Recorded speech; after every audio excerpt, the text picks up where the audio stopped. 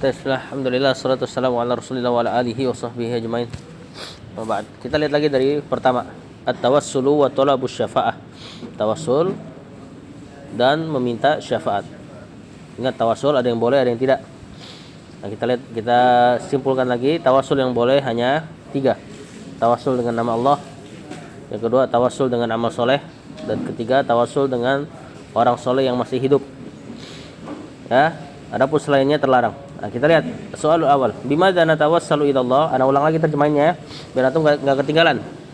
Karena kali ini di bab ini antum lebih fokus ke pemahamannya, ngapalin pemahamannya. Kalau ana tanya antum harus bisa jawab. Dalilnya sedikit ini.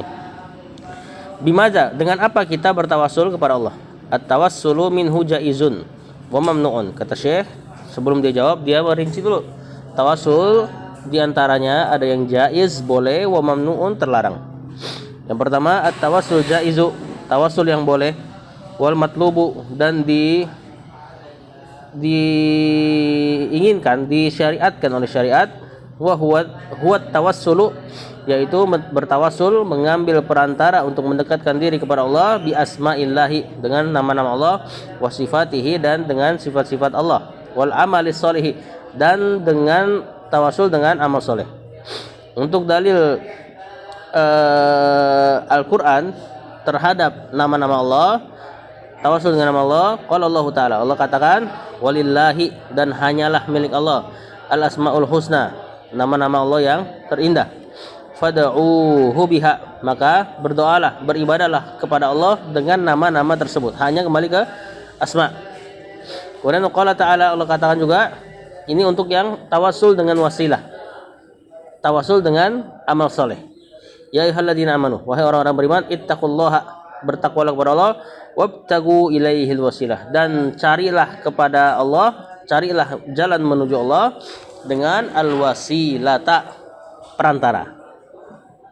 Kata penulis, taqarrabu ilaihi, mendekatlah kepada Allah, bi taatihi, dengan ketaatan kepada Allah, wal amali, dan dengan amal soleh, bima yurdihi, dengan amal-amal yang Allah ridhoi. Berarti al-wasilah di sini al-amalus soleh. Zakarahu Ibnu Katsirin naqlan an Qatadah. Kemudian beliau katakan, wasilah ditafsir dengan amal soleh di sini adalah perkataan Ibnu Katsir, diambil dari al-Imam Al-Qatadah. Ya, bahkan dikatakan tidak ada khilaf pada tafsir ini. Maka orang-orang yang menjadikan ayat ini sebagai dalil, katanya wabtagu ilaihi wasilah, cari wasilah kepada Allah, lalu ditafsirkan wasilah adalah orang mati, kuburan ini adalah wasilah kepada Allah. Maka mereka mengadakan hal yang baru yang tidak ditafsirkan para ulama tafsir, dan mereka menyerupai Quraisy. Karena orang-orang Quraisy dulu mendekat kepada Allah dengan berhala mereka, Lata, Uzza, dan seterusnya. Kemudian kata penulis, waqala sallallahu, kali ini dari sabda Nabi SAW, as'aluka bikulli ismin huwa lak, ya Allah, aku meminta kepada Kau dengan seluruh nama yang Kau miliki. Lihat, Rasul minta dengan menyebut nama Allah, bahkan seluruh di sini. Kalau dalil hadis tentang wasilah, tentang amal soleh, waqala sallallahu, berkata Nabi lis sahabi, terhadap seorang sahabat, alladzi sa'alahu murafaqatahu al-jannata, sahabat yang minta, wahai Rasul, aku ingin minta bertetangga denganmu di surga, mintakan kepada Allah. Jadi gitulah. Jadi kata sahabat ini, mintakan kepada Allah agar aku bertetangga denganmu di surga. Lihat, Rasulullah SAW gak ajarin dia untuk berangan-angan. Kata Rasulullah SAW, a'inni ala nafsika, bantu aku terhadap dirimu, bikasratis sujud, dengan memperbanyak sujud alias memperbanyak sholat. Nah, ini guru yang benar, tidak menjadikan muridnya berpangku tangan terhadap gurunya. Enggak sebagaimana kita dapati di kebanyakan kaum muslimin. Kalau antum ke majelis saya, nanti kalian akan masuk surga, kalian dijamin selamat, mungkar nakir nggak bisa tanya kalian. Tentu ini batil. Rasulullah SAW ketika diminta, ya Rasul, bantu aku meminta untuk bertetangga denganmu di surga. Kata Rasulullah SAW, a'inni ala nafsika, bantu aku terhadap dirimu sendiri, kasratis sujud, dengan memperbanyak sholat. Kata penulis, as-salatu wahiyya minal amali sholih, maksudnya adalah memperbanyak sholat, dan sholat diantara amal soleh. Berarti bisa bertawassul dengan amal soleh. Ya, sebagaimana tadi tafsir ayat al-wasilah. Kemudian kata penulis tambahan, wa yajuzu tawassulu bi hubbina wa hubbillahi wa lirrasuli wal auliya'i. Boleh bertawassul dengan kecintaan kita kepada Allah, kecintaan kita kepada Rasul, dan kecintaan kita kepada al-auliya, para wali-wali Allah.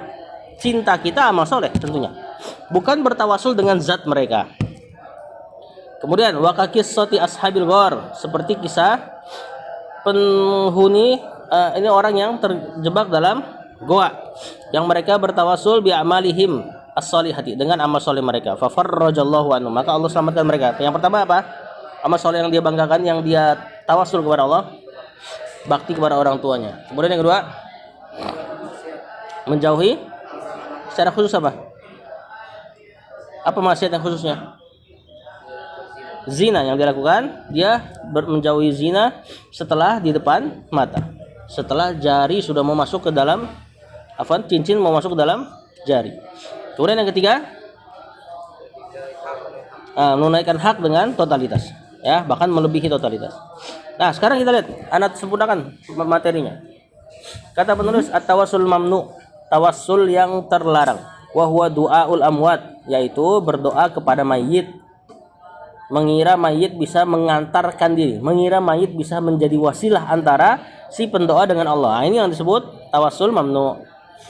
Wa talabul hajati minhum, minta keperluan kepada mereka, mengira kalau dia minta sama Allah melalui mayit, mayit bisa jadi wasilah sebagaimana di ayat. Tentu wasilah tadi di ayat amal soleh, bukan mayit. Kama huwa, sebagaimana dia, udah belum? Waqi'un al-yauma, sebagaimana hal ini waqi' terjadi. Halaman selanjutnya, al-yauma, pada hari-hari ini. Nah, banyak yang mengira tawassul itu modelnya begini, tawassulan minta sama Syekh ini, Syekh Abdul Qadir Al-Jailani. Padahal syekhnya seandainya hidup nggak bakal ridho dia sebut-sebut namanya dalam doa. Ini bukan doain orang wafat ya. Kalau doain orang wafat jelas. Ini doa kepada Allah, nyebut-nyebut nama orang wafat, kemudian dalam rangka niatnya supaya si orang wafat ini bisa menyampaikan wasilah tadi. Jadi perantara supaya Allah cepat ngabulin. Oh, dia doa bawa nama Abdul Qadir Jailani nih, kabulin gitu misalnya. Kejadiannya yang kayak gini banyak yang dikabulkan malah. Dalam rangka apa Allah kabulkan doa mereka? Iya, diuji. Istidraj. Seperti dukun dah persis. Dukun kan didatangi, kemudian kebetulan benar, Allah bikin benar supaya dalam rangka menguji mereka, makin kacau imannya nanti. Kata penulis, wa huwa syirkun akbaru, tawassul model kayak gini maka syirik besar. Liqaulihi ta'ala, karena firman Allah. Nah, ini antum sudah hafal ayatnya, masih ingat gak? Wala tad'u min dunillahi ma la yanfa'uka wala yadurruka fa in fa'alta fa innaka idan minadh dhalimin. Jangan, kata Allah, jangan berdoa kepada selain Allah, yaitu pihak-pihak yang nggak bisa kasih manfaat, pihak-pihak yang nggak bisa kasih mudarat. Kalau engkau lakukan hal tersebut, maka engkau benar-benar termasuk orang yang zalim. Ai minal musyrikin, kata Syekh, yaitu termasuk orang musyrik. Nah, kita lihat. Ketiga, amma tawassulu bijahir rasul, tawassul dengan kedudukan Rasul. Ya Allah, dengan kedudukan Rasulmu. Nah, ini amal soleh bukan? Ucapan kayak gini, coba antum perhatikan. Ya Allah, dengan kedudukan Rasulmu yang kau cintai, ya Allah, Rasul ini kau cintai. Aku menyebut namamu, maka aku meminta kepadamu anak misalnya. Amal soleh gak? Bukan. Ini juga termasuk yang terlarang. Walau diperselisihkan. Kakoli, seperti ucapan orang, ya Rabbi, wahai Rabbku, bijahi Muhammadin, dengan kedudukannya Muhammad, isfini, sembuhkanlah diriku. Atau isfini harusnya ya, gerayanya itu.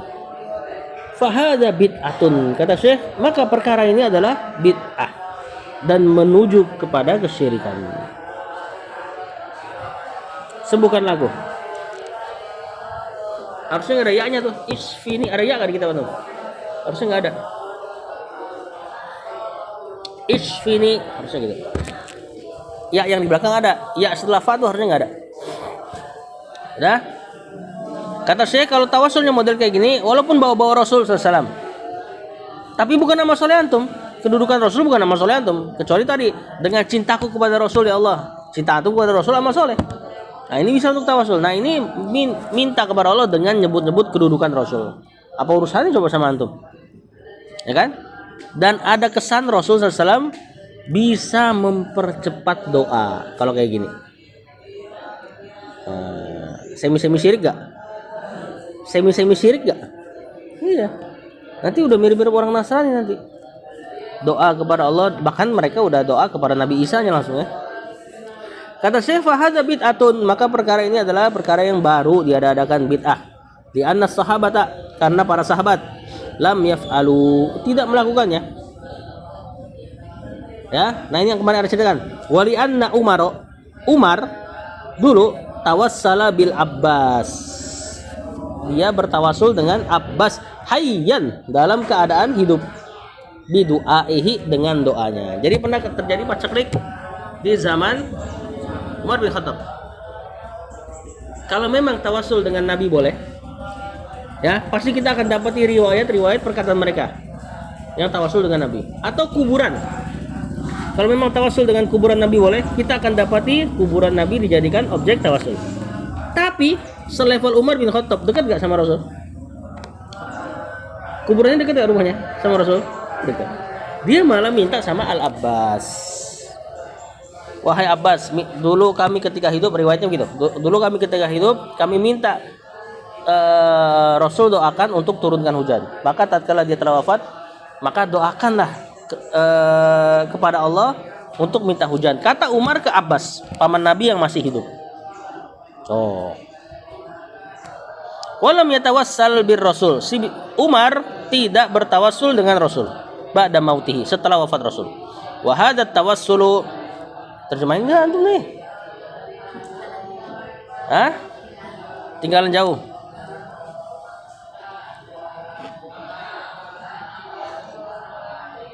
Ya intinya nanti bisa jawab aja ya. Wa hadat tawassul yang model kayak gini, minta sama Allah dengan nyebut-nyebut kedudukan Rasul SAW, yu'addi lisyirki, mengantar kesyirikan. Antum enggak usah terjemahin semua kata ya. Yang ini aja, yang baru aja. Yu'addi, mengantar. Lisyirki udah ngerti lah.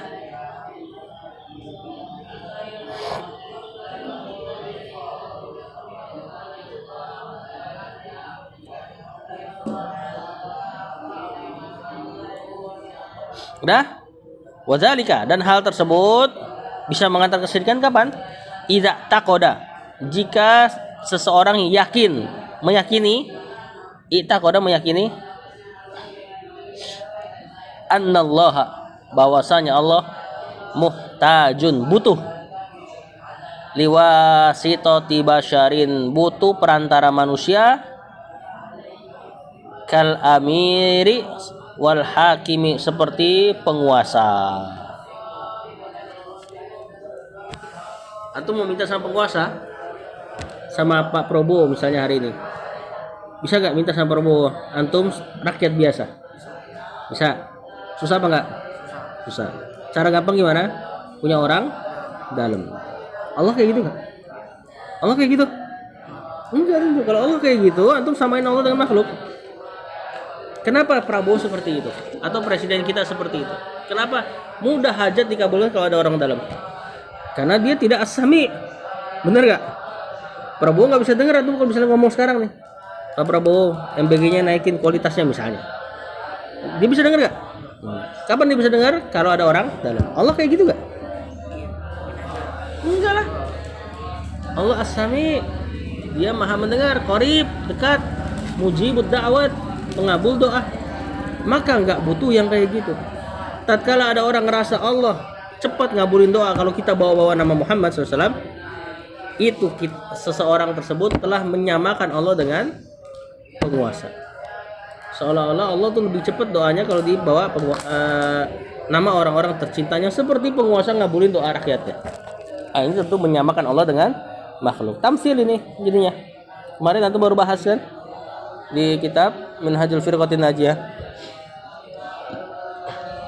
Kata penulis, li'annahu, karena hal tersebut syibhul khaliqi bil makhluqi, menyerupakan khaliq Allah bil makhluk dengan makhluk.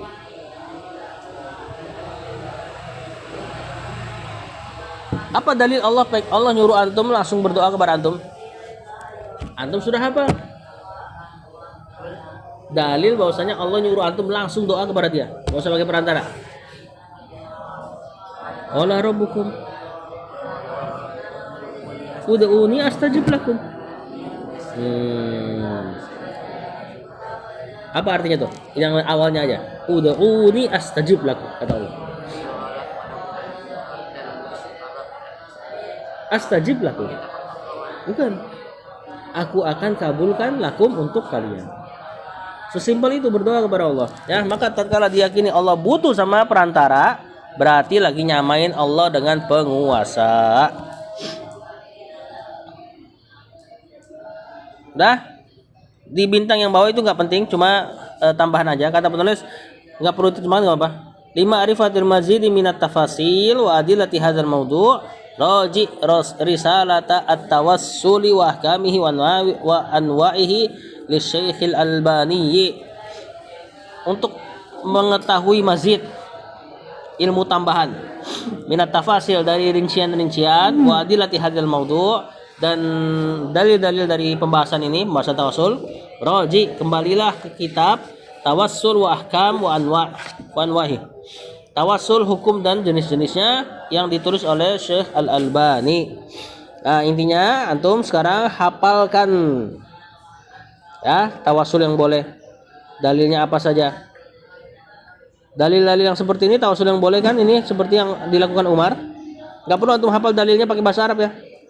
Tahu aja antum bahwasanya Rasul tidak diminta oleh Umar tatkala beliau sudah wafat. Kemudian ceritakan apa yang dilakukan Umar. Umar minta sama Al-Abbas. Nah, adapun yang perlu dihafal dalilnya itu loh. Walillahil asmaul husna fad'uhu biha. Kemudian yang dalilnya hadisnya as'aluka bikulli ismin huwalak. Kemudian yang tawassul dengan amal soleh, ya ayyuhalladzina amanu taqullaha wabtaghu ilaihil wasilah. Artinya juga. Kemudian hadis Nabi SAW tatkala diminta untuk menjadi tetangga di surga, kata Rasulullah SAW kepada sahabat, "A'inni ala nafsika bi kathratis sujud." Dengan artinya. Kemudian cerita 3 orang yang terperangkap di goa. Bisa ceritain antum kalau anda tanya. Sama tadi dalil tawassul satu lagi yang tawassul minta doa kepada orang yang masih hidup. Tadi yang kisah Umar dan Al-Abbas. Ya. Yang cerita-cerita ini tadi apa? 3 orang yang terperangkap dalam goa, dan kisah Umar dan Al-Abbas antum hafalkan ceritanya saja, tidak perlu lafaz Arabnya. Baik, sekarang antum bergabung ke Ustadz Yono, ngapalinnya di situ. Sallallahu alaihi Muhammad.